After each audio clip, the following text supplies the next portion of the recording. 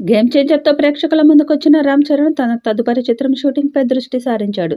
చరణ్ హీరోగా బుచ్చిబాబు దర్శకత్వంలో ఓ చిత్రం రూపొందుతున్న విషయం తెలిసిందే.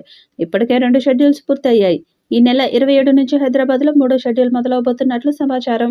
ఇందులో రామ్ చరణ్ పాల్గొనబోతున్నాడు.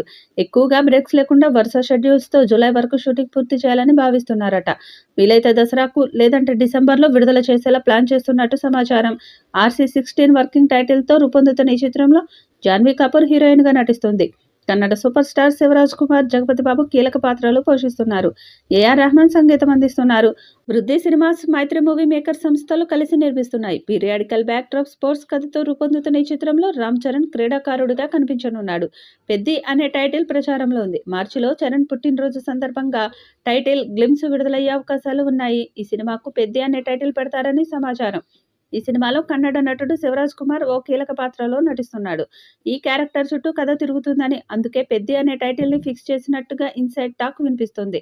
తమిళ నటుడు విజయ్ సేతుపతిని సంప్రదించాడు డైరెక్టర్ బుచ్చిబాబు. బుచ్చిబాబు దర్శకత్వంలో వచ్చిన 'ఉప్పెన' మూవీలో విలన్‌గా నటించిన విజయ్ సేతుపతి ఇకపై క్యారెక్టర్ రోల్స్ చేయనని నిర్ణయించుకోవడంతో ఆ ఆఫర్ శివరాజ్ కుమార్‌కి వెళ్ళింది. ఈ సినిమాని పాన్ ఇండియా లెవెల్‌లో 5 భాషల్లో భారీ ఎత్తున రిలీజ్ చేయాలని అనుకుంటున్నారు.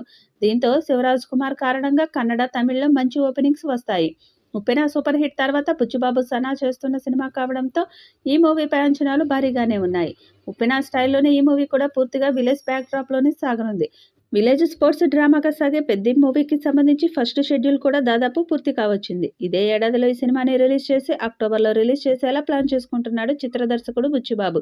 జనవరిలో 'గేమ్ చేంజర్'తో ఫ్లాప్ చవిచూసిన రామ్ చరణ్ 'పెద్ది' మూవీతో మాస్ కంబ్యాక్ ఇవ్వాలని అనుకుంటున్నాడు.